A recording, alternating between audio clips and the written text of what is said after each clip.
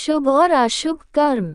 गीता में भगवान श्री कृष्ण कहते हैं कि हे अर्जुन, ईश्वर संपूर्ण प्राणियों के हृदय में रहता है। मनुष्य योनि का कर्मों के साथ घनिष्ठ संबंध है। इस संसार में अगर मनुष्य ने जन्म लिया है तो वह कर्म करेगा। ऐसा संभव ही नहीं है कि उससे कर्म न हो। वह कर्मों के माध्यम से अपनी इच्छा की पूर्ति करना चाहता है। गीता में भगवान कहते हैं कि तू शास्त्र विहित कर्तव्य कर्म कर, क्योंकि कर्म न करने की अपेक्षा कर्म करना श्रेष्ठ है, और कर्म न करने से तेरा शरीर निर्वाह भी नहीं सिद्ध होगा।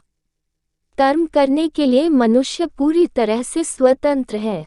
जब वह अच्छे या बुरे कर्म अपने जीवन में करता है, तब उन कर्मों के अनुसार ही उसका स्वभाव बनने लग जाता है।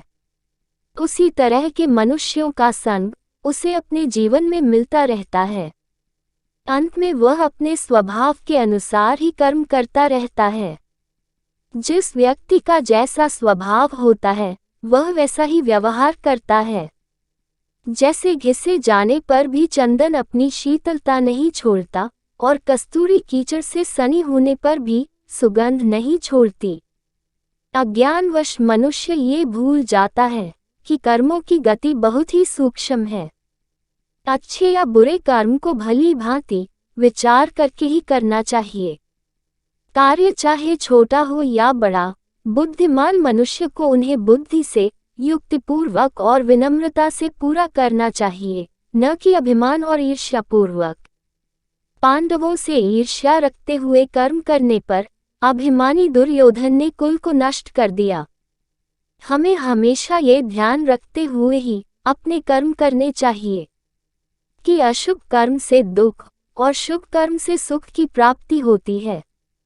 गीता में भगवान कहते हैं, योगः कर्मसु कौशलम, यानी कर्म को कुशलता पूर्वक करना योग है।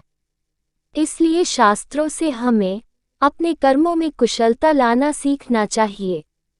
बुद्धिमान मनुष्य सदा ही बड़े आदर पूर्वक शुभ कर्म ही करते हैं, और शरीर से, मन से और वाणी से सभी प्राणियों का कल्याण करते हैं।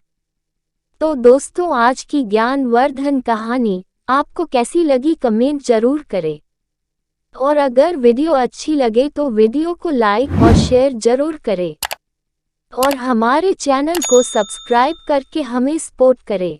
धन्यवाद।